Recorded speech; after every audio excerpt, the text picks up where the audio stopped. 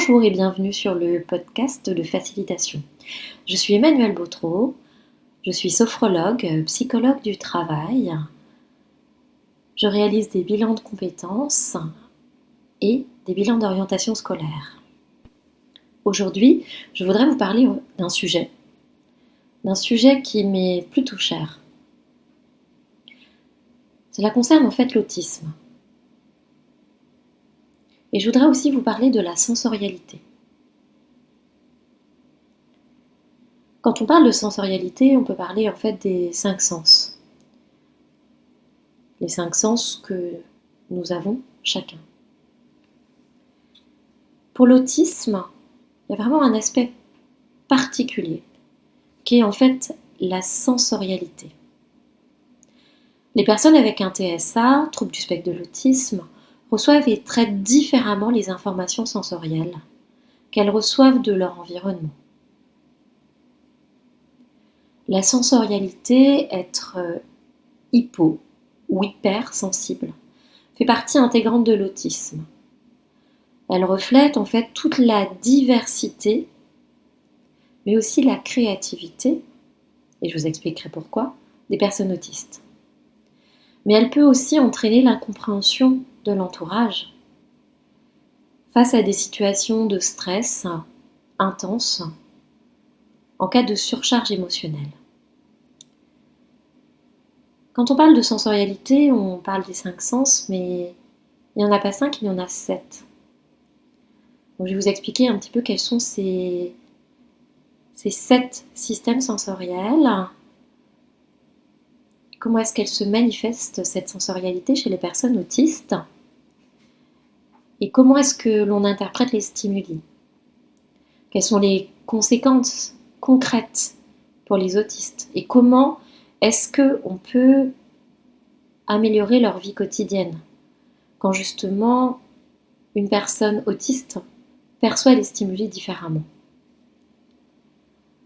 Donc déjà, on a en fait 7 systèmes sensoriels.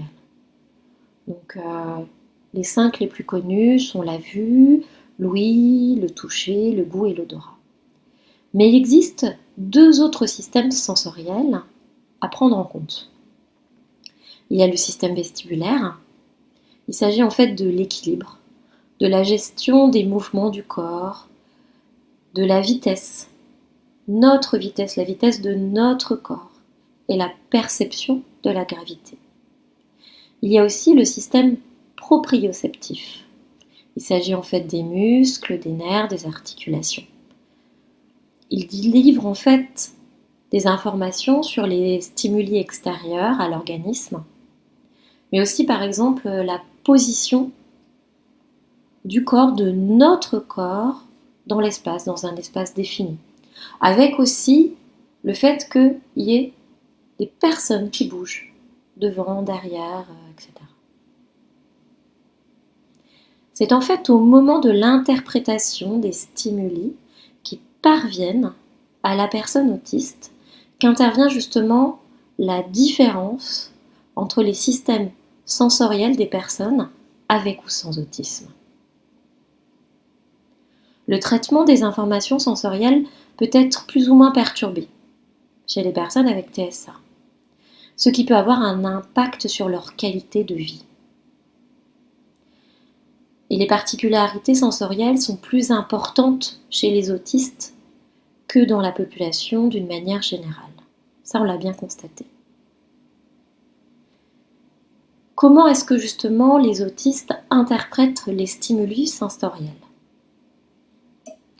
Pour faire simple, les organes des sens transforment les sons, les odeurs, la lumière, voilà, tout ce qu'ils perçoivent en signaux nerveux que le cerveau doit interpréter.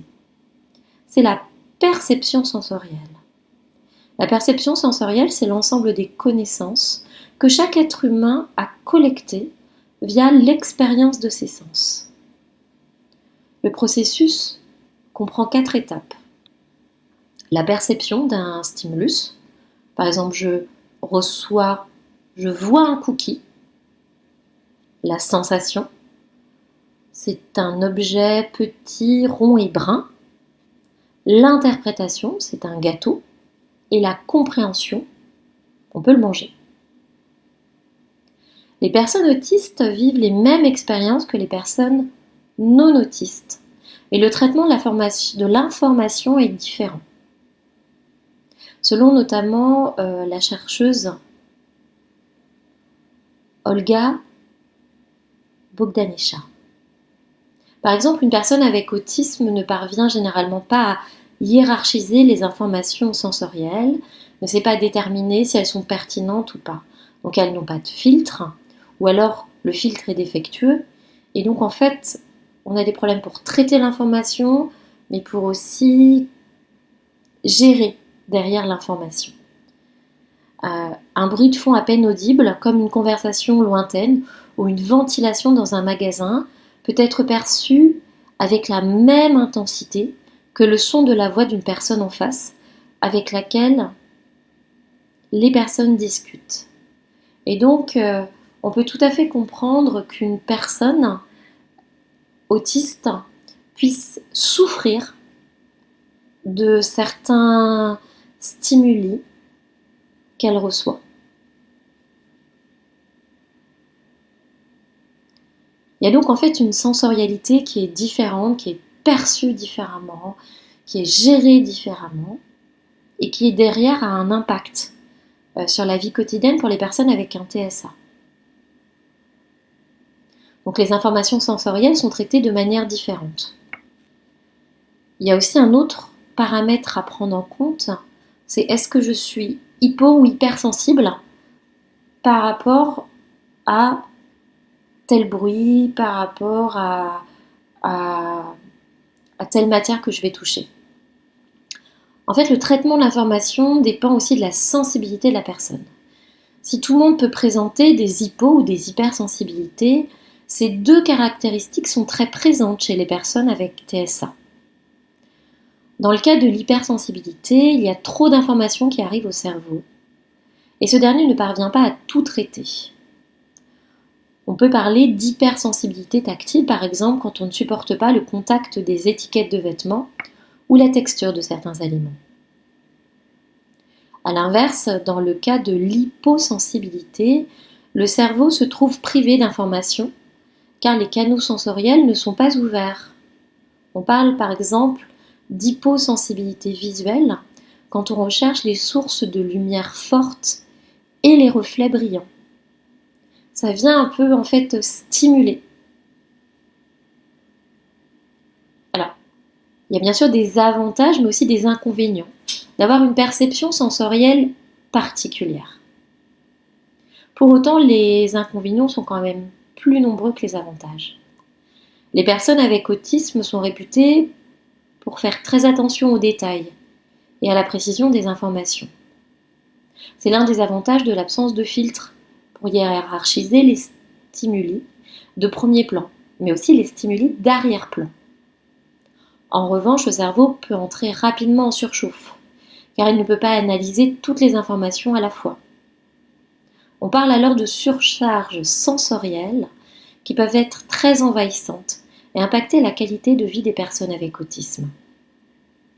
Parce que leur perception sensorielle est différente et que le flot d'informations est parfois difficile à traiter, les personnes autistes se sentent particulièrement vulnérables, gênées ou confuses, voire profondément angoissées.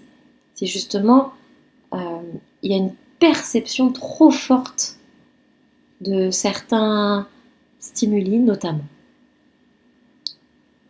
Alors, comment est-ce qu'on peut en fait justement concilier cette sensorialité qui est en fait différente et la qualité de vie?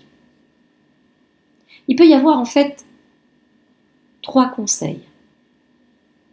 Si justement nous sommes une personne avec autisme, ou en fait si nous sommes une personne proche d'une personne qui présente un TSA. Déjà, c'est être ouvert d'esprit. Ça peut paraître basique, mais en fait, tous les proches des personnes autistes devraient connaître en fait les particularités sensorielles des personnes avec autisme, pour mieux les comprendre, ou au moins ne pas les juger. L'ouverture d'esprit est le premier pas, et ça représente déjà beaucoup. Ça peut éventuellement aussi être d'aménager son environnement. Vivre dans un environnement sensoriel adapté, c'est une condition indispensable pour le bien-être des personnes avec autisme. Cela peut garantir une bonne hygiène de vie mentale et un confort psychique indispensable au bien-être. Certes, c'est plus facile à dire qu'à faire, mais il suffit parfois de quelques aménagements simples, comme d'autoriser une personne autiste à porter un casque anti-bruit dans un open space ou diminuer l'intensité de la lumière dans un espace collectif. Ou peut-être même juste dans le cadre du travail, une personne autiste qui est recrutée sait où, si elle travaille en open space, où elle va apprécier peut-être de travailler, peut-être plutôt de travailler dans un coin par rapport justement à sa sensorialité et afin de percevoir moins d'informations des personnes qui arriveraient derrière elle. Le troisième conseil, c'est quelque chose qui nous concerne tous et toutes, que nous soyons autistes ou pas, c'est vraiment de prendre soin de soi. La principale conséquence de la surcharge sensorielle est la fatigue. Si c'est votre cas, prenez des pauses. Soyez moins exigeant avec vous-même. Respectez vos propres particularités. Soyez bienveillant envers vous-même.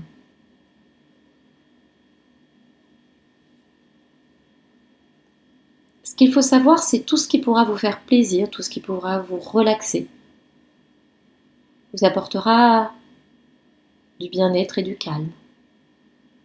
La sophrologie peut vous aider, la méditation aussi. En général, vous vous connaissez bien. Donc n'hésitez pas à en parler, à sensibiliser votre entourage. Voilà. Merci d'avoir écouté ce podcast. Je vous souhaite une très bonne journée, je vous dis à bientôt. C'était Emmanuelle Bautreau, sophrologue et psychologue du travail, pour facilitation. Merci, au revoir.